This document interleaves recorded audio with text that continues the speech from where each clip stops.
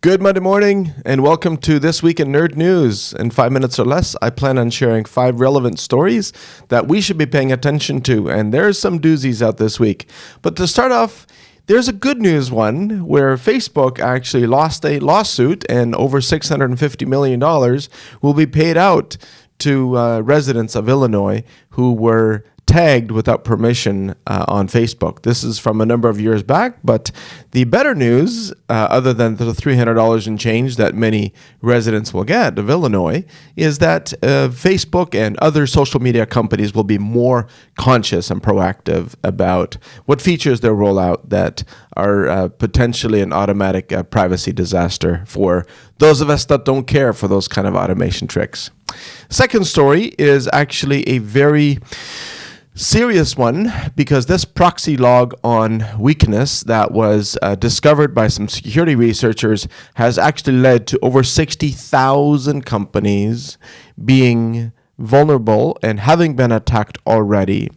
And this is only the beginning of a long tail, because now that the attackers have gained deep access into Exchange servers belonging to significant sized companies, they can use that social graph and build future phishing targeting campaigns, and who knows what they'll be thinking up. But that deeply email contextual relationship between millions of people is very, very valuable in the eyes of an attacker. So our adversaries have more info on these companies than ever. And so this is only the beginning of a long road ahead to fight this.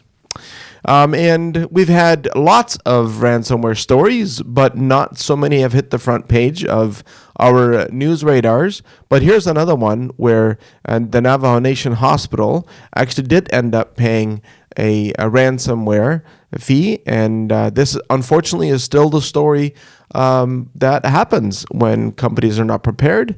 The extortionists are aware of the costs of repairing without ransom and will place the price at just below that, so that the best business decision is to pay the ransom. And unfortunately, that dynamic still hasn't changed. And it's not surprising that there's a proctoring piece of software that is very easily enabling cheaters.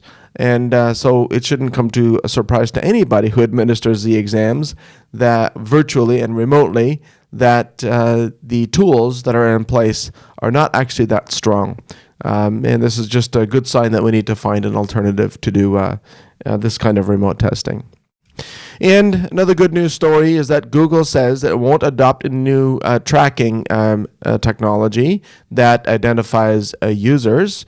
Cookies are being phased out, third-party cookies, I should say, after other browser vendors have already spearheaded this long ago. Google kind of had no choice but to do that with the Chrome browser as well. But just because this is good news and that they're not adopting anything new doesn't mean that Google has any last trackability of us as individuals, because they still have all kinds of other signals that are not cookie-based.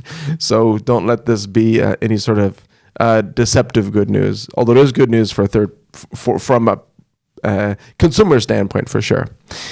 And did you know that Microsoft Passport has slowly evolved? Not evolved, really. It's died completely. Years and years ago, Microsoft Passport was Microsoft's effort to become an identity provider.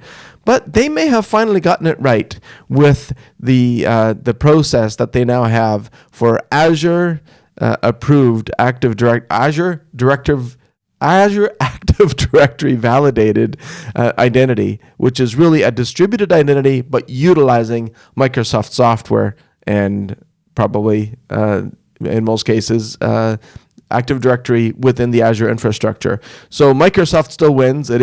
We do live in a world of capitalism, right? So it's still their gain, but at least the identity itself and where it's stored is distributed and not directly accessible to them. So it is a good thing, we think, for now. And we'll chat with you again next week. Bye for now.